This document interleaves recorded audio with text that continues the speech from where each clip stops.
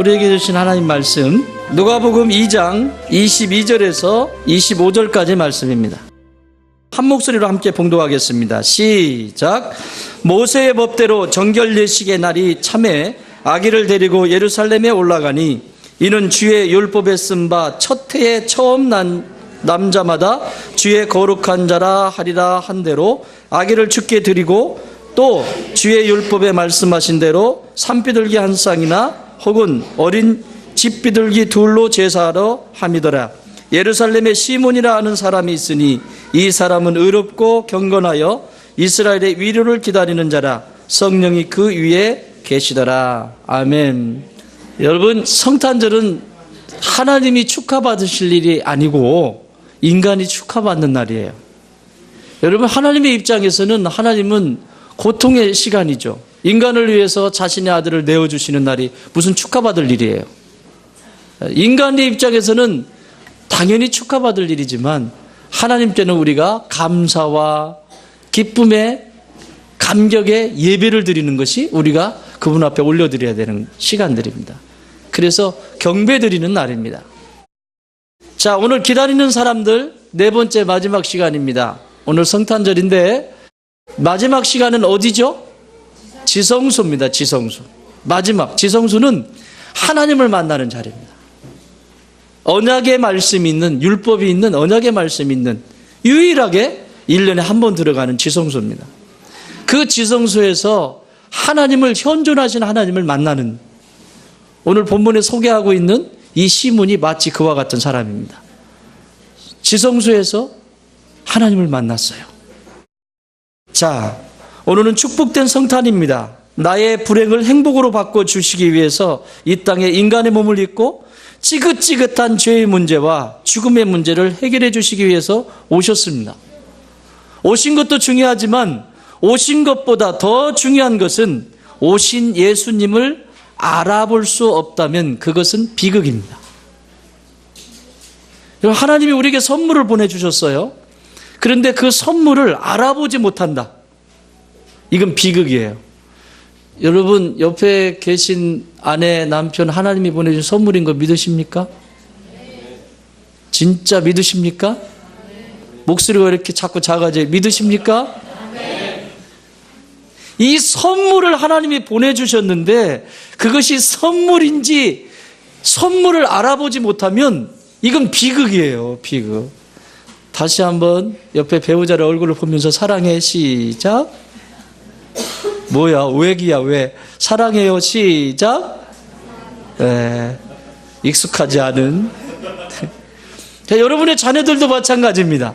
하나님이 여러분에게 하나님께서 선물로 보내주셨어요. 예수님으로 보내주셨어요. 그것을 선물로 알면 그때부터는 축복이지만 알아보지 못할 때는 이건 비극입니다. 우리 가정에 주님이 오셨음에도 불구하고 알아보지 못한다면 이건 비극 중에 비극입니다. 그래서 요한복음 10장 10절에서 이렇게 말씀하세요. 그가 세상에 계셨으며 세상은 그로 말미암아 지은 바 되었으되 세상이 그를 알지 못하였고 자기 땅에 오매 자기 백성이 영접하지 아니하였다. 이렇게 기록하고 있습니다.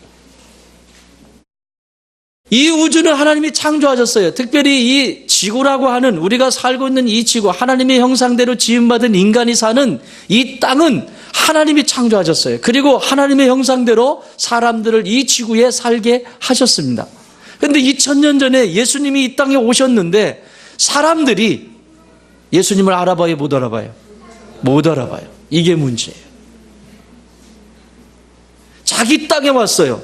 소유예요, 소유. 하나님의 소유예요. 그런데 못 알아봐요. 이건 비극이에요. 이건 무서운 일이에요.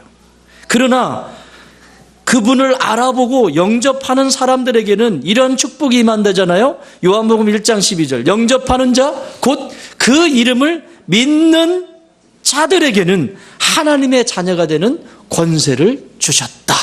할렐루야. 알아보느냐, 알아보지 못하느냐. 여러분, 예수님은 멀리 계시지 않아요. 예수님은 멀리 계시지 않아요. 성탄은 날마다 성탄이어야 됩니다. 믿으십니까? 날마다 그 주님을 만나지 않으면 12월 25일 오늘 성탄절이라고 특별한 의미를 붙일 것이 아니라 날마다 내 인생에 그분을 맞이하지 않으면 우리는 지성소에서 하나님을 체험할 수가 없습니다. 그래서 인생이 방황하게 되는 거죠. 방황이 끝이 나지 않습니다. 계속해서 세상을 따라서 움직여갑니다. 내 뜻이 우선시되어지고 하나님의 계획은 점점 사라지게 됩니다. 그렇다면 오늘 여기 소개하고 있는 시몬, 이 뒤에 읽지 않았습니다마는 성전에서 있었던 안나라고 하는 여인이 있습니다. 두 분 다 노인입니다. 두 분 다 나이 많은 노인입니다. 그런데 이분들은 그 시대의 제사장도 아닙니다. 오늘날로 말하면 목사도 아닙니다. 이분들은 세상적으로 유명한 사람도 아닙니다. 그런데 누구를 기다렸다? 메시아를 기다렸다. 메시아를 기다렸다. 평범한 사람들이었습니다. 그러나 그들에게 소망은 메시아, 이 세상을 구원할 메시아가 오신다. 이거 하나 딱 붙들고 견뎌내는 거예요. 그런데 오늘 바로 그 예수님을 만나는 장면을 성경이 기록하고 있습니다. 이 땅에 인간의 몸을 입고 오신 예수님이 성전 안에 딱 들어오셨는데, 저기서 문을 열고 딱 들어오셨는데 그 안에 제사장들이 있었을까요? 없었을까요? 종교 지도자들이 있었을까요? 없었을까요? 있었습니다.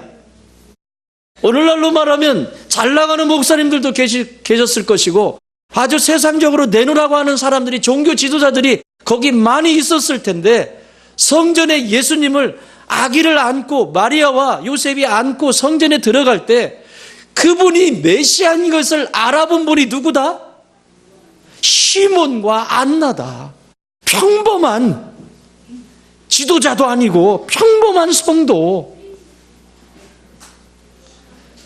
여러분, 하나님은 하나님의 계시를 하실 때, 당신을 계시하실 때 이 세상의 권력자들에게 나타내지 않습니다. 이 세상에 잘 나가는 사람들에게 나타내지 않습니다. 예수님이 이 땅에 오실 때 어디에 있는 사람을 선택하세요? 나사렛.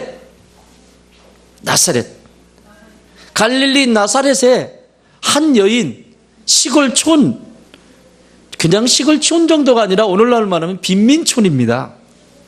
빈민촌의 한 여인을 선택하셔서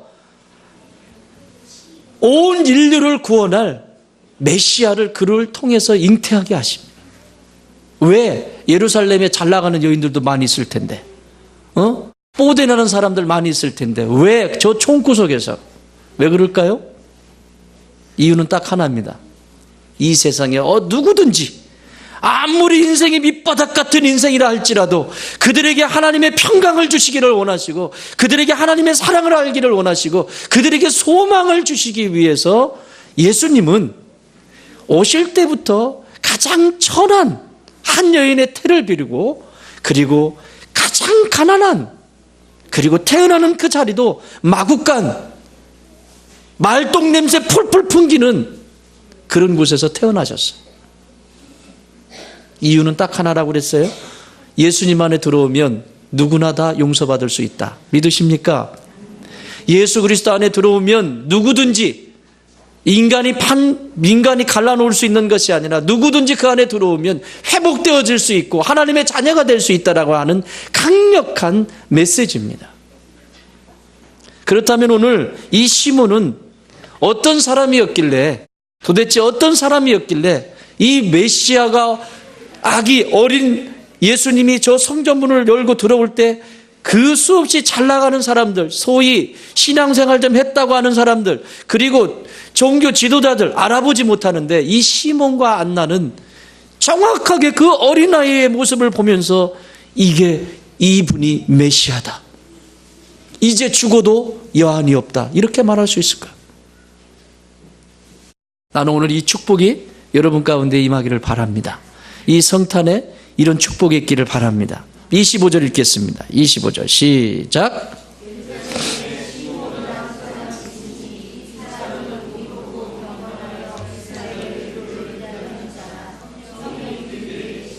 아멘.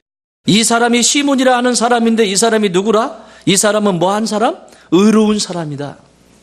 의로운 사람이다. 여러분, 여기서 의롭다고 하는 것은 죄를 짓지 않거나 뭐 세상의 어떤 기준에 그런 기준을 말하는 것이 아니고, 이 원어는 디카이오스라고 하는 말인데 무슨 뜻이냐면 이런 거예요. 하나님의 법에 순종하다, 이런 뜻이에요. 그러니까 성경에서 의로운 존재다, 나를 의롭게 하셨다, 의롭다라고 하는 이 표현이 나올 때 이 의로움이라고 하는 것은 하나님의 법, 다시 말하면 하나님의 말씀에 순종하는 그 방식, 그 태도를 의롭다라고 말합니다. 그 단어예요. 디카이오스. 하나님의 법에 순종하는, 이런 뜻이에요. 시몬은 하나님의 언약을 딱 붙잡았어요. 하나님의 말씀. 메시아를 보내시겠다고 약속하셨죠. 700년, 800년 전에 이사야 선지자를 통해서 메시아를 보내시겠다고 약속하신 시간이 그렇게 지났는데 아직 소식이 없습니다. 그러나 시몬은 지금 간절히 기다리는 게 딱 하나 있는데 다른 거 다 필요 없고, 메시아를 보면 내가 여한이 없겠다. 내가 메시아를 보고 죽으면 나는 여한이 없겠다. 왜? 언약의 말씀을 붙들고 있기 때문에. 사랑하는 여러분, 하나님의 말씀을 붙드는 건 이렇게 중요해요. 우리가 믿는 예수님은 막연한 분이 아니에요. 우리 친구들도, 어린 친구들부터 시작해서 이제 내년에 이 경건 운동들이 일어날 거예요. 말씀을 가까이 하고 그 말씀을 붙들고 씨름하고, 부부는 저녁에 말씀을 읽고 함께 기도하고, 이런 운동들이 일어날 거예요. 여러분, 사탄은 교회 다니라고 합니다. 교회 잘 다녀라, 예배도 드려라, 헌금도 해라, 봉사도 해라. 그런데 한 가지 하지 못하게 하는 일이 있습니다. 말씀은 읽지 마라. 바쁜데, 그거 말고도 읽을 책이 많은데. 기도는 하지 마라. 마귀는, 사탄은 언제나 다른 것들은 다 하도록 허용합니다. 여러분, 교회에 와서 교회 다녀요. 교회 다니는 거죠. 교회 다녀요. 예배 드려요. 헌금도 해요. 봉사도 해요. 그러나 하지 말아라. 말씀 읽는 것은 하지 말아라. 그래서 성경 읽는 것이 그렇게 힘든 겁니다. 그래서 의로운 자라고 말할 수가 없어요. 의로운 자는 무언가를 도덕적으로, 규범적으로 잘한 것을 기준으로 두는 게 아니라, 하나님이 말씀하시는 의로운 자는 하나님의 법에 순종하는 자, 디카이오스, 순종한다는 거예요. 말씀을 읽어야 순종을 할 거 아니에요. 그렇지 않겠습니까? 기도해야 순종하지 않겠습니까?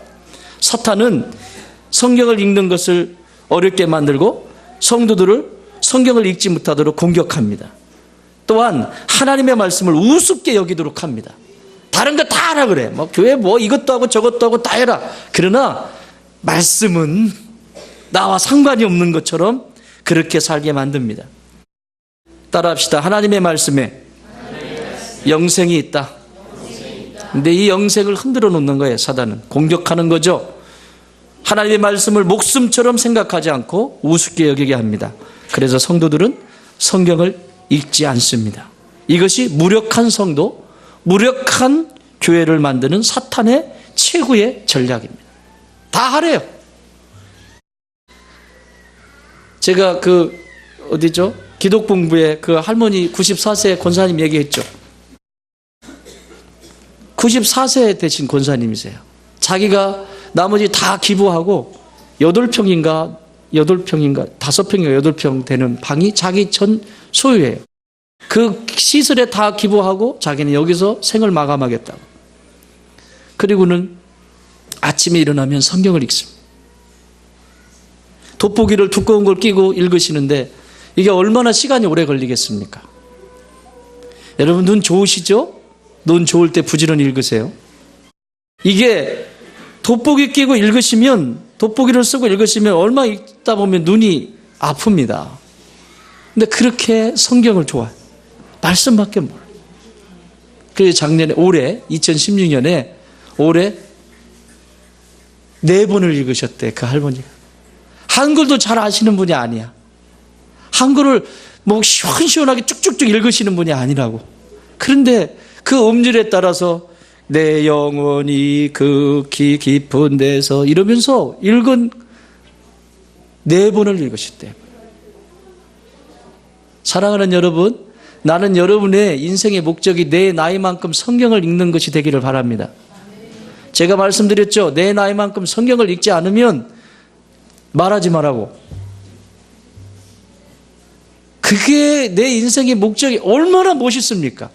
하나님의 말씀을 내 나이만큼은 읽을 거야. 이런 목표를 세우고 살아가는 그 사람에게 왜 하나님이 은혜를 부으시지 않고 왜 그 사람에게 하나님이 자기 자신을 계시하시지 않겠습니까? 목표가 분명한데. 사랑하는 여러분, 말씀을 가까이 하십시오. 2017년부터 365일 매일매일 말씀을 가까이 할 수 있도록 이제 운동이 시작될 겁니다. 책이 이렇게 왔습니다. EM. 다음 주에 나눠드릴 겁니다. 3개월 분량으로 해서 딱 했는데 너무너무 단순해요. 그냥 시키는 대로만 하세요. 아, 이렇게 해야 돼? 시키는 대로 하세요. 하다 보면 역사가 일어납니다. 부부가 저녁에 함께 손을 잡고 이 성경을 그대로 이렇게 읽으면서 부부가 똑같이 읽고 여기 질문하는 것들을 함께 대답하고 여기 기도 제목을 함께 나누면서 저녁에 부부가 손을 잡고 그렇게 가정을 세워간다 생각해 보세요. 아, 나는 큐티 하는데요. 그런 큐티 말고 같이 하게 돼 있어요. 여러분 기대가 되십니까? 저는 지금부터 흥분이 돼요. 우리 가정들을 하나님이 어떻게 축복하실까? 지금부터 흥분이 돼. 내년은 또 종교개혁 500주년이에요. 그리고 우리 교회로서는 10년입니다. 새롭게 시작하면서 다시 돌아가자. 다시 원점으로, 다시 말씀으로, 다시 하나님께로 돌아가자. 이것이 슬로건입니다. 내년에 다시 한번 말씀에 도전하시고 그 말씀 붙들고 승리하시는 저와 여러분 되기를 바랍니다. 두 번째는 이 시몬은 이 성탄에 그 예수님을 만났던 시몬은 어떤 사람이었냐? 여기 보십시오. 25절 의롭고 뭐한 사람? 경건한 사람. 경건한 사람. 경건한 사람이 예수님을 만날 수 있어요. 경건한 사람이 아기 예수님을 맞이할 수 있어요. 그 여기에 경건하다라고 하는 뜻은 이런 뜻이에요. 하나님을 경배하다라는 뜻이에요. 경건한 사람은 누구냐? 날마다 하나님을 예배드리는 사람이에요. 하나님께 예배드리는 것이 너무너무 행복한 사람들이에요. 이게 경건한 사람이에요. 할 수만 있다면 하나님 앞에 경배드려요. 할 수만 있다면. 우리 소영 아버님, 소영 집사님 아버님, 우리 민경목 집사님 되셨잖아요. 우리 집사님. 예, 여기 명단에 올라갔습니다. 집사님. 우리 교회의 최초이실 것 같아요. 제가 그거 쓰면 성경 필사 다 끝나시면 꼭 가져오세요. 얼만큼 쓰셨다고요? 한 절반 쓰셨다고요? 성경을요, 이분이요, 필사를 하기 시작하시더라고요. 그래가지고 이 두꺼운 성경에 지금 절반 이상을 쓰셨어요. 박수 한번 보내주세요. 나머지도 끝까지 기도하시면서 딱 가져오세요. 제가 딱 가져오면 제본 딱 떠가지고 가보로 내가 남겨두도록 할 테니까요. 대대로 그냥. 여러분 성경 필사가 쉬운 게 아니에요.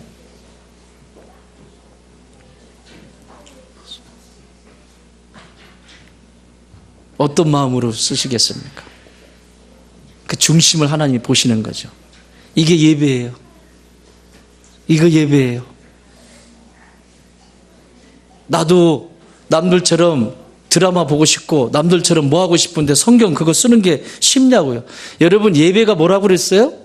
예배는 사는 거다 죽는 거다.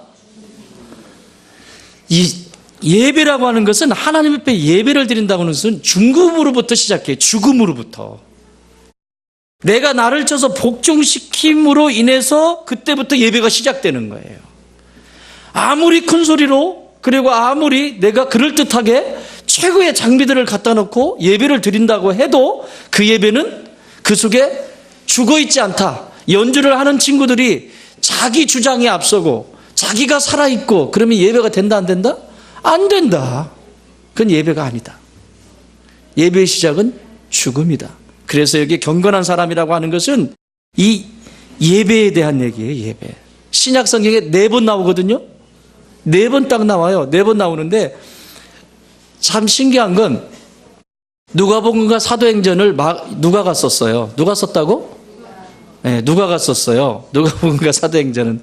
여기 오늘 누가복음에 이 율라베스라고 하는 이 경건하다라고 하는 뜻을 여기에 한 단어 쓰고요.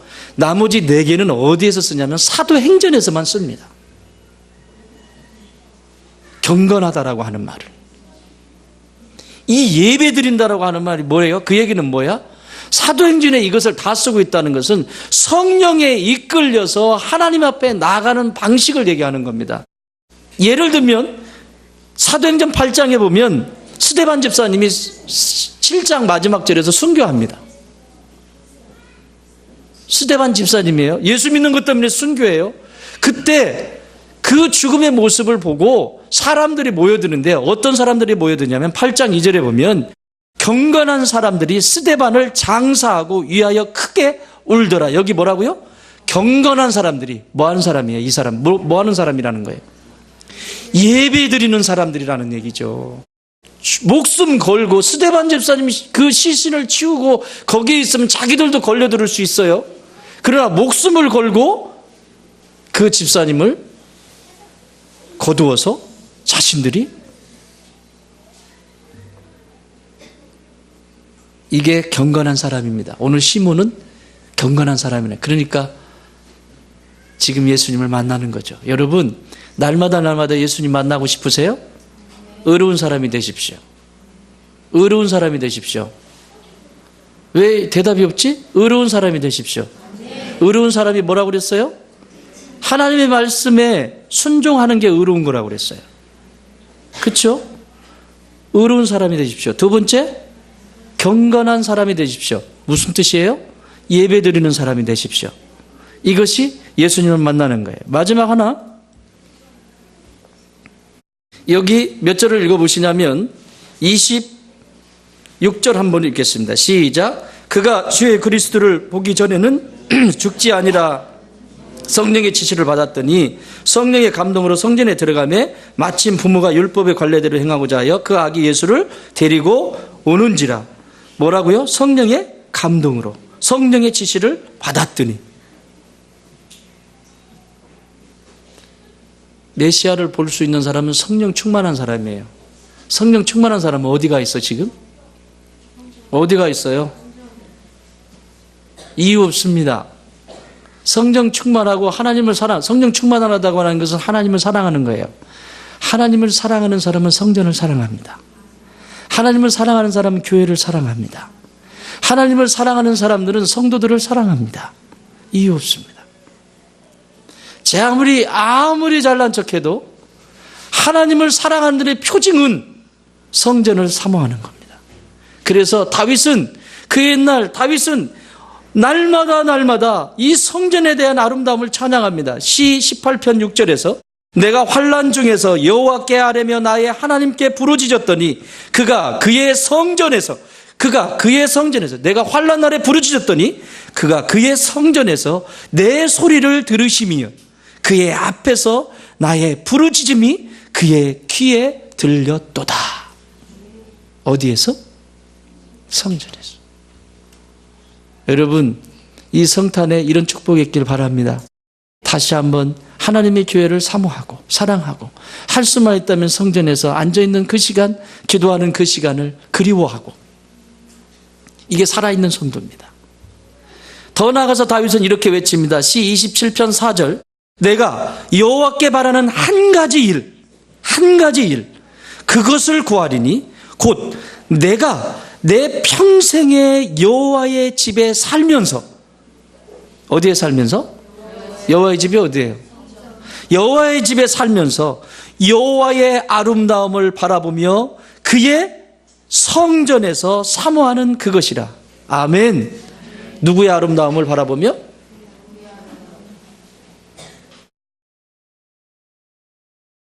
여러분, 이 터가, 이 성전이 식당입니다.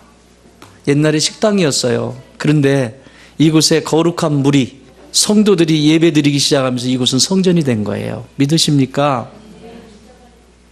그래서 성전은 아름다운 곳이에요. 사랑하는 여러분, 성탄에 이 예수님을 만나기를 원합니까? 성령 충만함으로 성전을 사모하십시오. 날마다 그곳에서 여러분을 만나 주실 것입니다. 말씀 정리합니다. 성탄에 이 아기 예수님을 영접할 수 있는 사람, 뭐한 사람? 의로운 사람. 다시 말해서 말씀에 순종하는 사람. 성탄에 그 예수님을 만날 수 있는 사람? 경건한 사람. 어떤 사람? 예? 죽고 예배드리는 사람. 성탄에 예수님을 만나는 사람? 성령 충만함으로 성전을 사모하는 사람. 이런 축복이 여러분 가운데 충만케 되기를 주의 이름으로 축원합니다.